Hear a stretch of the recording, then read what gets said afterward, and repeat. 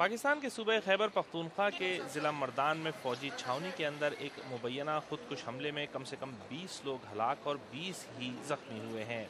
Mardan reason में police के DIG Abdullah Khan ने बीबीसी को बताया कि खुदकुश हमला मकामी वक्त के मुताबिक 8:05 पर उस वक्त हुआ जब पंजाब रेजिमेंटल सेंटर में ज़ेर तरबियत एहलकार मामूल की तरबियत हासिल कर रहे थे। उन्होंने बताया कि खुदकुश हमलावर ने खुद को ज़ेर तरबियत एहलकारों के नज़दीक धमाके से उड़ा दिया। उन्होंने कहा कि खुदकुश हमलावर के पाँव मिल गए हैं और इस हवाले से मज़ीद तफ्तीश जारी है।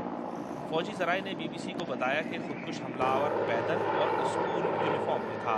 सरकारी टीवी चैनल ने भी पाकिस्तानी फ़ौज के शोबे ताल्लुकात आम्मा, इंटर सर्विसेज पब्लिक रिलेशंस या ISPR के हवाले से इस बात की तस्दीक की है। खुदकुश हमले में हलाक और ज़ख्मी होने वाले अफराद को फ़ौजी अस्पताल कम्बाइंड मिलिट्री हॉस्पिटल्स में मुंतकिल किया जा रहा है, जबकि जाए वक़ुआ को सिक्योरिटी एहलकारों ने घेरे में लिया हुआ है।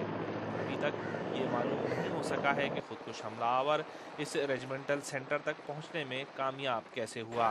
मर्दान में इससे पहले भी कई बार शिद्दत पसंद सिक्योरिटी दस्तों पर हमले कर चुके हैं। गुज़िश्ता बरस जुलाई में मर्दान में फ़ौज के एक और तरबियती मरकज़ पर हमले में 4 एहलकार ज़ख्मी जबकि 3 खुदकुश बमबारों समेत 5 हमलावर मारे गए थे।